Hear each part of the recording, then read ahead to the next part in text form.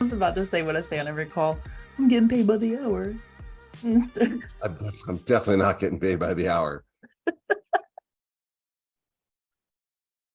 So, Well, in line with what you were just saying, though, I think it's worth noting that every provider who got into this business made a promise, whether they did it expressly, overtly, or just impliedly. They made a promise to be there for everyone who calls. If you weeded out the actual calls that required 911 to begin with, you lose about 70% of your call volume.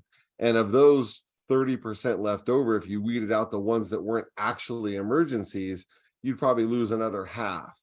So it's not about, even though emergency is in the name, that's not what it's about. This is people care. This is human care. This is the last and first line. Man, I hate how this is going to sound, but EMS is both the first and last line of humanity that we have left. Nobody else cares like the EMS providers are supposed to care. all the way from like my shift yesterday, from Meemaw, who needs her hand held, and just to be told like she's okay, everything's all right. You know, she fell, she doesn't want to go to the hospital, but now she's worried about her family finding out and she's going to be put in a nursing home. All the way from that to the gunshot wounds. I'm going to say to the head because it's kind of a hot topic right now. All the way from Meemaw to that, it is all supposed to be treated the same. These are all human beings. These are all people with some kind of need.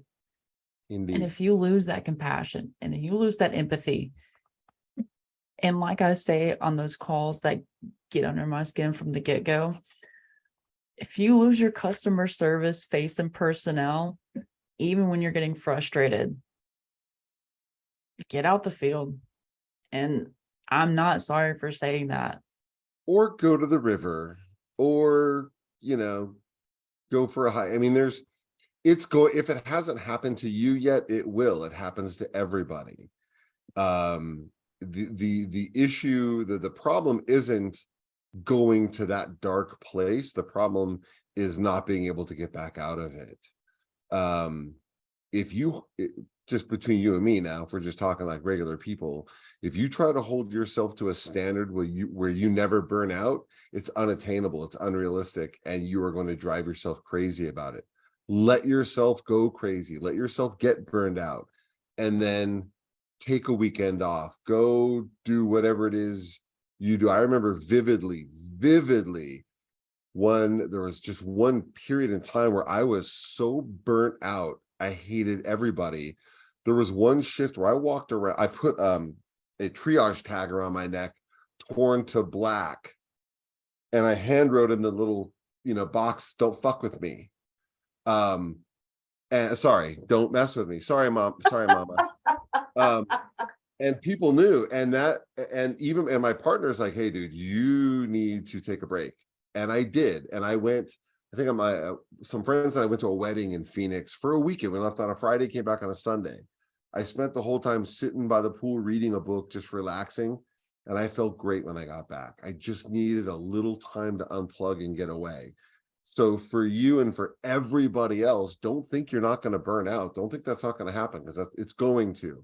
It's how you manage it. It's how you are when you come back. If you come back and you're like, "Oh man, this is not, not for me anymore," or whatever, I haven't recovered, then you're right. Maybe it is time to try something else. But also let yourself be human. All right. And I'm not going to get extensively into it, and we'll talk about it later on, but the mental health aspect of dealing with this job. We have to get past the suck it up buttercup, and this is just part of the job, whatever. But that mental resiliency of, like you're talking about, when you need a break, take it. When you need to take a step back, I mean, shoot, if you want to pause your career in EMS to get yourself together, go ahead. Like, there will I be think if patients in you the vent a future. little at a time, you don't need to do that. I don't think so. I think if you get to the point where you need to step away from the job altogether, it's probably should be permanent. But before the pressure builds up, before you get to that point, take your little break, step away, go be with people that you don't talk about, because you know EMS people are. We get together, especially if we have a couple drinks. That's all we're talking about is the job, right? Go get away from them for even a day, even a weekend, and be with people that want to talk about anything else, and it refreshes the battery. This whole suck it up buttercup, that was my day, right? We didn't have PTSD. That was for soldiers coming back from war. We didn't have that shit. But now it's okay to talk about. It's okay. And believe me, I spill my guts out at the end of the book about mental health and my own struggles. And I wish I'd have known then and done then what I know and I'm doing now. It would have been a lot easier. So, you know, even beyond the law aspect of this book, if I can help someone like you prevent getting to places where, you know, the older of us have been, worth every minute, every penny. Absolutely. So, diving into the book. I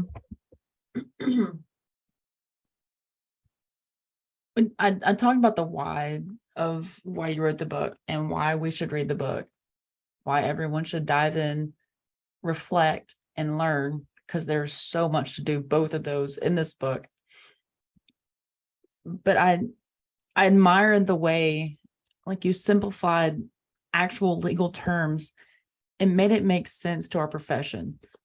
It wasn't just here's breach of duty, here's negligence, the things that we hear about, but how it's applicable to understanding in the big picture, in the, not even just if you go to court, but like your day-to-day call to call aspect of how these can be dissected into, I mean, I don't want to say every single move that you make, like you talk about, is this idea that like everybody's watching.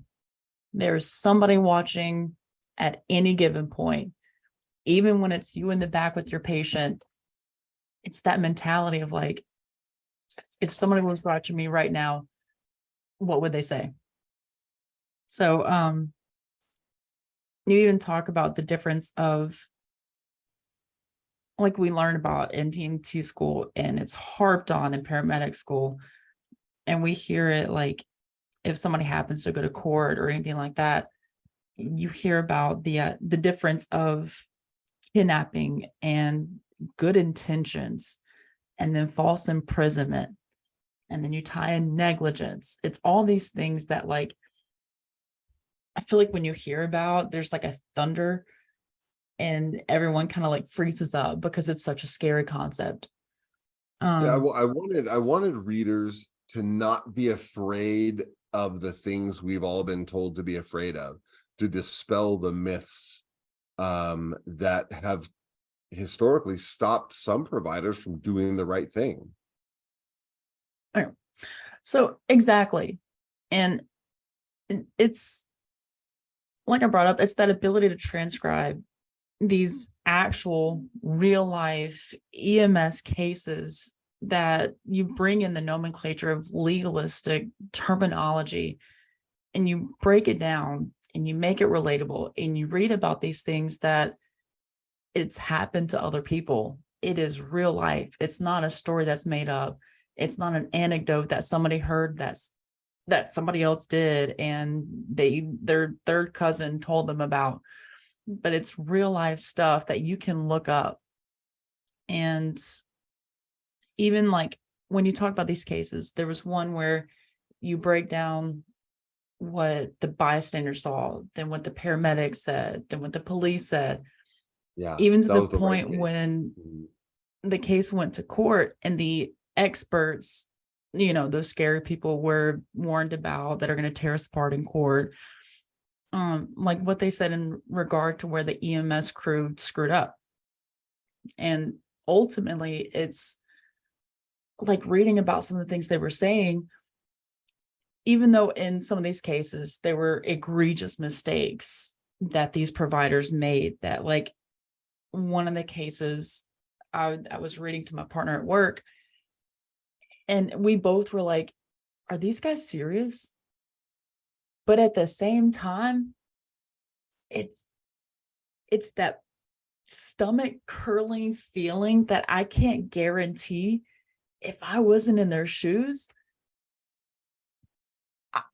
I mean, I'm not going to say I would have done the same exact thing, but it's that rabbit hole of, yeah, this patient's drunk. Or if you're not hearing the whole story, like, yeah, they're probably just drunk. Oh, they've had 3 drinks, and multiply that times 2, and that's how many they've had. I don't know. For me, it just, the way these cases presented, and then go into the regard of the experts' points of the notes regarding the duty that these providers had and completely neglected. It was kind of eye-opening. And again, we're taught, and it's drilled in our heads, this idea of if your call goes to court, you're going to get ripped apart. And that's kind of what happened to these providers. And especially one of these cases, I was like, you know what? Good. They deserved it. So I mean, and that I don't disagree, depending on which cases you're talking about.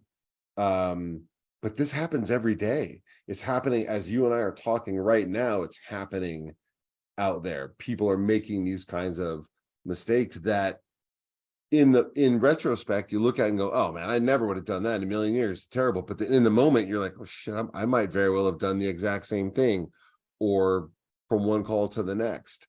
This is the only business that I can think of where at the beginning of every shift, you throw your cert or your license on the table and you dare the world to take it away from you that day.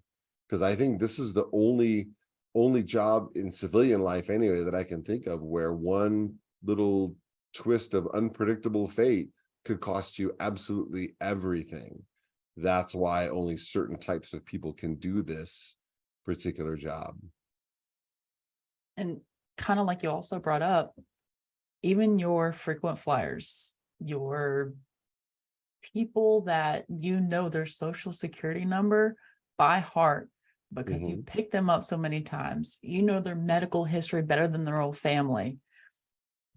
Like I heard one time, and like you bring it up in the book, when you get complacent and it's just another chest pain, is when you press on their chest, it hurts worse, so it's got to be muscular. And then you get lazy and you don't do a 12 lead, and you tell them it's the same thing that you call for every week. That's going to be what takes your license. Yep. It may not be because you gave the wrong medication, or because you missed one part of an assessment and the ER found that when they lifted the patient's stomach up in that car wreck, there was bruising. Like, that may not be the thing. It's going to be those frequent flyers that you get, like we talk about, you get complacent and you just miss something, and that's going to be the MI. And that patient's going to drop dead in an hour, and your report is going to be pulled up, and it's going to show you did not do a 12 lead. That's right. That's every legal entanglement any provider can find themselves in is pretty much preventable, but only on the call, only in the moment, only right there and then. Once that moment is gone, so is any opportunity for you to prevent or mitigate a legal entanglement. And not all legal entanglements are created equal, right? The idea that you're going to get sued is pretty remote. It's pretty rare. But the idea that you're going to end up in court as a witness is almost 100% if you're in this business long enough.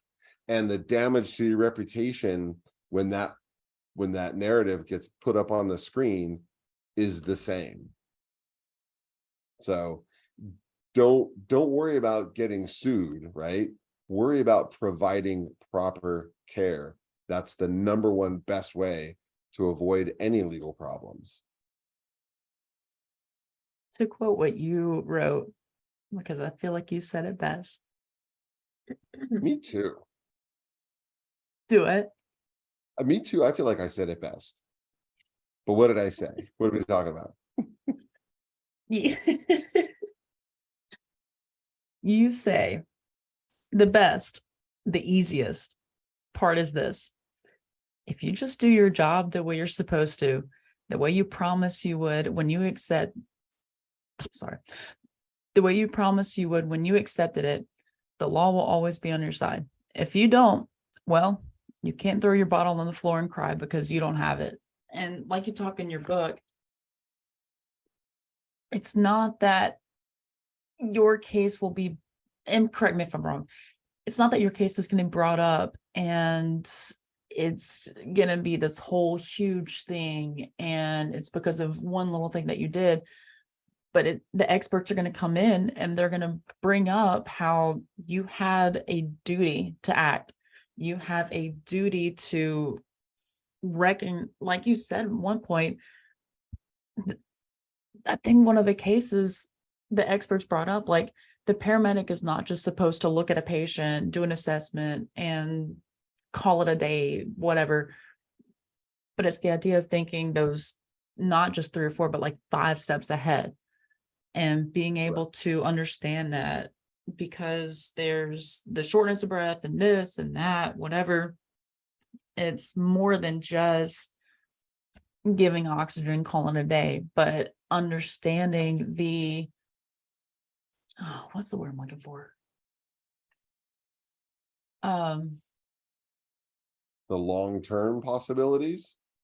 Long-term possibilities, but like creating that overall differential diagnosis, more or less, even though we can't diagnose in the field, whatever. Here's what I would say, and I say this to every group. There's 2 things that every provider needs to accept. Number one, we are the least mature members of society. Even as a lawyer now, I am among the least mature members of society. But in the moment, the EMS provider on the call, no matter what the call is, they got to be the grown-ups in the room, right? If not, there are no others. And the second thing is, I tell groups, I say playfully, that everybody who isn't us is stupid. And what that means is they don't know what they don't know, and we have to know it for them. We as EMS providers, you as EMS providers, have to know it for them. So you've got to be the grown-ups in the room, and you've got to be able to see not just what happened, but what the possible results are of the mechanism of injury and the potential. And I know you're feeling great now. You just had a car accident, the adrenaline's rushing through, but in 15 minutes, you're not going to feel so hot, right? You have to be the one that knows that they don't know what they don't know and act on it and be able to act on it, and don't just leave because they said they wanted you to go. Because that's another huge problem.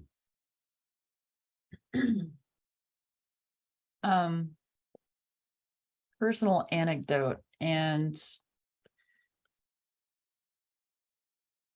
I want to say kind of like a not necessarily a wake-up call, but something that kind of felt like jolted me a little bit. Personally, I'm not a fan of refusals unless it is something that, hands down, without a doubt, but at the same time, you don't know for sure. Something that either the patient can drive themselves to the hospital for, something that's not, I don't want to say not an emergency, but like, to go off on another small tangent, somebody called 911 because they feel like they have the flu. They went to the doctor yesterday. They were diagnosed with XYZ flu. They were prescribed antibiotics. They started their antibiotics today and they don't feel good. Offer to take them to the hospital, but like, I don't think there's any harm in explaining, like, you just started your antibiotics. However, there could be something else going on. We should bring them to the hospital. Anyways, Well, I think advocating, being a patient advocate first and foremost, doesn't necessarily dictate how a call ends. It does, though, dictate how you approach it, right? Yeah, it doesn't sound like that person needs to go to the hospital, at least not by ambulance, but you offer anyway, because as your lawyer, I want to be able to tell everybody that, hey, at least you offered, right? Refusals are a reality. I don't like them any more than you do, it doesn't sound like. But people are allowed to make bad decisions, right? That's just welcome to America. Look at the news. We're allowed to make bad decisions. The reality, though, is that a refusal is not a refusal until, number one, it's informed, and not until the provider has done everything policy, protocol, procedure require. At that point, once you've done everything there is to do in the interest of what's right for that patient, then you're good. Then the rest is going to be what it's going to be. But until you've done those things, this is on you. right. And that personal anecdote, had a lady who called for, I think it was nausea, vomiting. We get there, she's explaining what's going on. She's been in the sun all day. She just doesn't feel good. She's throwing up. Her chest pain is burning. It starts in like the middle of her chest, goes up to her esophagus, After and it's vomiting, making her it's so throw up. weird. Yeah. And like you said, after vomiting, that's part of it. So we offered, do you want to go to the hospital? She's like, I don't know. What do you think? And so then it's the broad overarching, like, well, it could be this, it could be that. There's only so much we can see. Why don't we go ahead and take you? So we helped this woman into That's the bathroom correct answer, by because, the way. That was the correct answer. thank you. So we helped this woman to the bathroom because she had to go, very tactfully saying, and outside of the bathroom, me and my partner talking, and she's like, are we getting a refusal on this? We should get, I don't think this really needs the hospital. And I told her, I was like, we could. I don't have a good feeling about it. There's just something there. I don't feel right leaving her here. We are in the middle of nowhere. If something happens, we have to come back out here. There's no point in not going ahead and taking her. Check her vital signs on the way to the hospital. Everything's fine. Nothing's getting better, but nothing's getting worse. We are 10 minutes from the hospital. And I do like I do every call with a 12 lead. I just take another one. Why not? I'm already here. I'm already stuck with this patient in the back. 9 times out of 10, my report's 80% done. I ain't got nothing else to do. 12 lead. So ran it. And it's a whole inferior STEMI. And I remember looking at the 12 lead and I'm like, no, another 12 lead. And it's the same thing. Just tell your This partner, is on step my it up. part. Step it up. There was another one. Yeah. So at 12 lead number 3, I call this freestanding ER and I'm like, hey, we're coming in with this patient.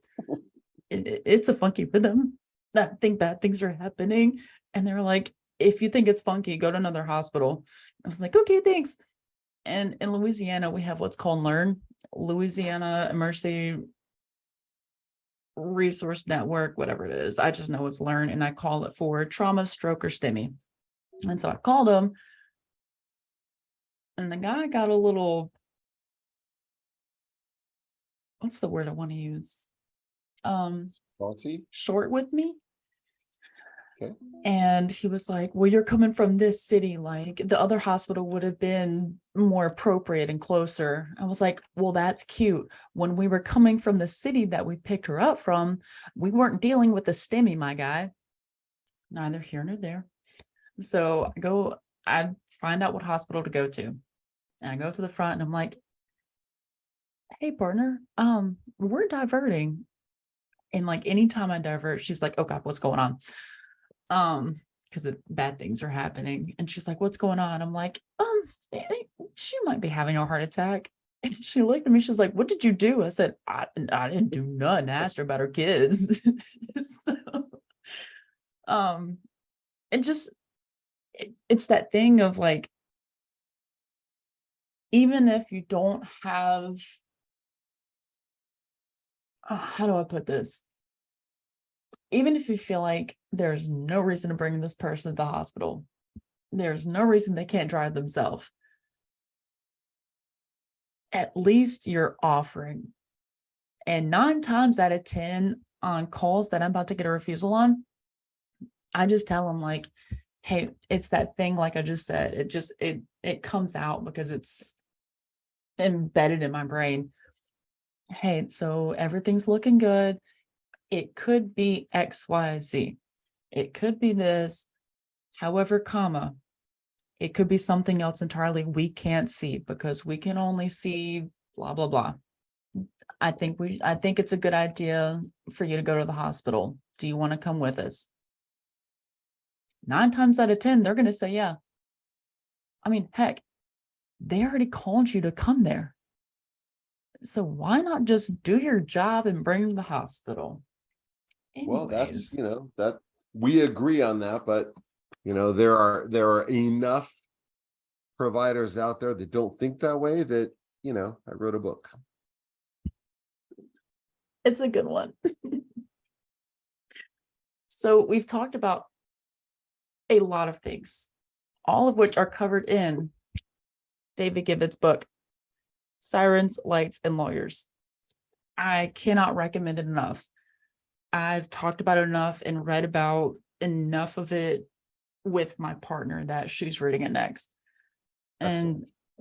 And I'm advertising it to anybody and everybody. I'm a personal huge fan, but more than that, it is something that if you're getting into the field, if you're already in the field, I would even say if like you're considering leaving the field, something that needs to be read. Like this is information that everybody can glean from. So,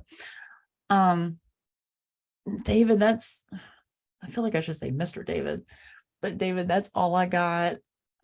If you want to add in anything.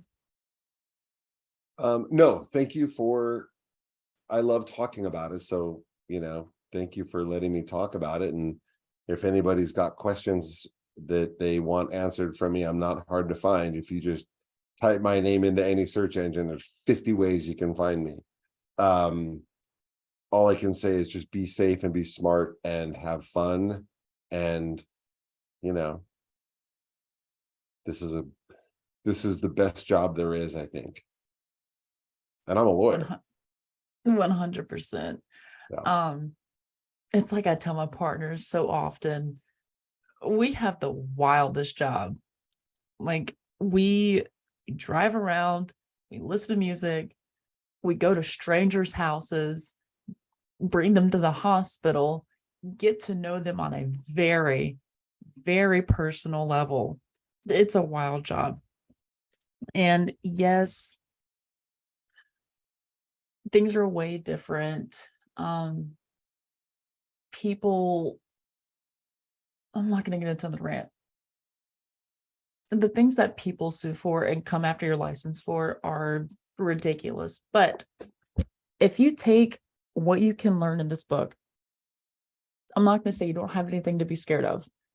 There's a healthy You'll be amount of safe. fear that should be implemented, but it is no longer this doom and gloom. Always watch your back because somebody's going to come after you. Whereas that might be true, whereas that is a possibility.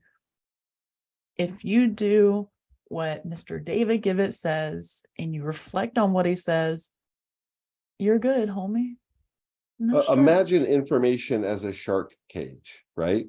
You have the information, and if you apply it, then that shark can swim around you all he wants, have a real hard time getting in, and you'll be protected. You'll be safer. Perfect analogy. I've been working on it for what, 30 something years? something like that. So, David, it wasn't just a pleasure, it was an honor. I'm a huge fan. And I don't know if anybody else is going to have it. I have a personalized signed copy. So You do. There's not that many of them out there. Don't worry, I'll save the signature. And one day when it gets big, I got you. Let's hope. From your mouth to God's ears. So, David, if that's all you got, that's all I got. And we'll wrap it up like we do. Shoot me an email or text. Let me know when it's out. I want to listen to it. Hear my dumb absolutely. Comments, whatever I said. So if you have any questions, comments, concerns, email me on the podcast. It's easy. Like the sign says, 22 at the lips podcast at gmail.com. If you want to go find David Givot, go ahead, ask him questions.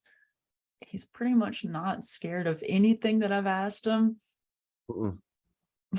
So he's got a little bit of education with him. Stuff anymore.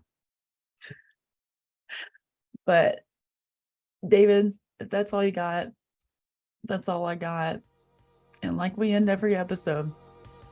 So with that, the 22 at the Lips podcast is designed to support, not replace, the relationship that exists between a practitioner and his or her medical director. The views and opinions expressed in this podcast are those of the host, guest, and not necessarily of Master Medics. The information provided during this podcast is intended for educational and informational purposes only. It is not a substitute for your approved protocols.